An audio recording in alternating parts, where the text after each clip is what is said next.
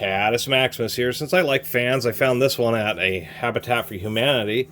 This style fan is colloquially known as an HVAC booster fan, although they're sold a lot for horticultural and other uses. This Can Fan company, or Max Fan, this appears to be what they're doing. I mean, they are claiming that it is made in Germany. Let's zoom in a bit here. A whole lot of bit. Right there. Made in Germany. Thermally protected.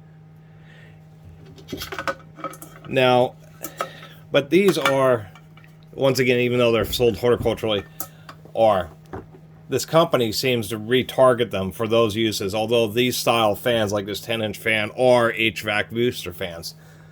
They're used in things like large buildings where you have large ventilation runs for your air conditioning and heating, and when you have hundreds of feet of tubing, ductwork, that you're trying to move air through, there ends up being a lot of resistance. And so, you know, if you have a large building 100 feet away from the actual main fan of the HVAC unit, you get very little flow. So these are put in line just to help boost the airflow.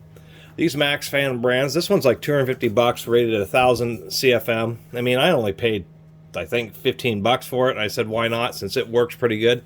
Things that I've read that people complain about these is tolerance issues, where you will get some rubbing, although this one doesn't seem to have had that issue. Other complaints are that the fins here are actually plastic, so if you do get debris in them, it will chip. And on that plastic note, if these are ever dropped, or if they're over compressed, these alignment fins can also crack. But this one seems to be one that's either one of the lucky good ones, or just has been in a situation that's caused them to crack. They are pretty high flow for the size, just because as this is drawing in air, it actually causes the air to twist a little bit. And so that's what these back vents are for. It kind of looks like a turbine engine. Is these are counteracting that air twisting to make it come out straight again, which actually increases airflow. This one, I believe, was used in a pottery studio just because of the just kind of the build-up. It really seems like it's clay, and so that would certainly make sense that you might use this in a pottery studio, because with the clay dust, it can be particularly bad. So having a nice high airflow fan would be a good use for that, and they're probably a lot easier to get. And how this one ended up at Habitat, to tell you the truth. Comes with a 110 volt cord. We'll plug it in here. Give you a listen to the sound. It's not too loud.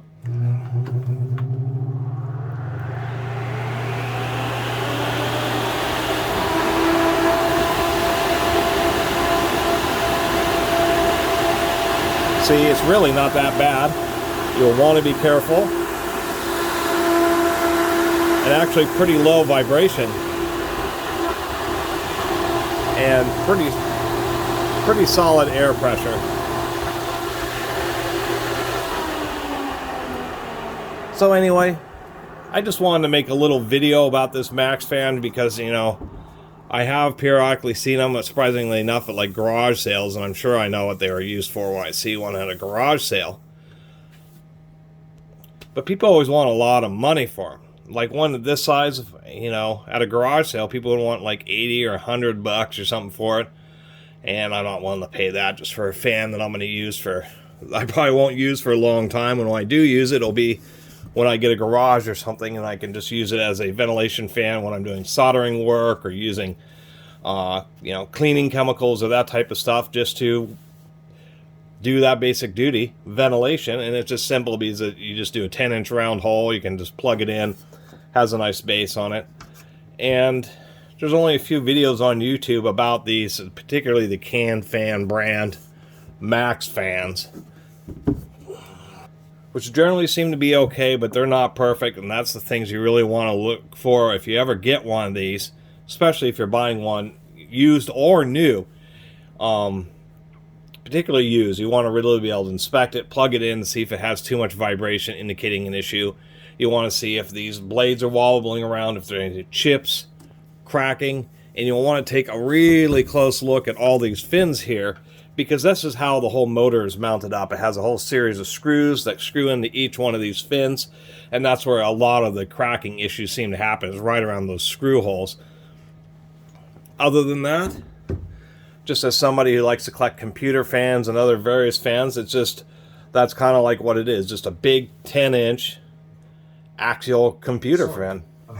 And getting one cheap and used and already kind of dirty like this one is kind of nice, because then I don't have to, you know, worry about it too much if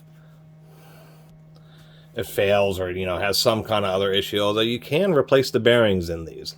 You just have to take it apart and remove an E-clip, and you can pull out the hub and replace the bearings. Anyway, that's my little video about these Max fans. Overall, they seem like they're just fine, but it seems like with any product these days, their manufacturers try to strike a balance between cost of manufacturing and overall quality control and materials, and they're willing to accept, you know, a 95% success rate or something, to where there will be a few ones that have issues, out of balance or other, you know, cracked plastics once again.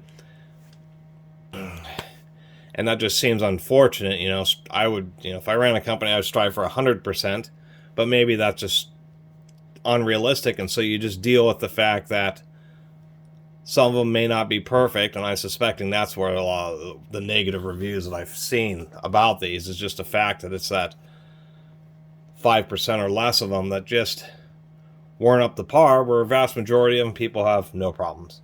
Anyway, thanks for watching.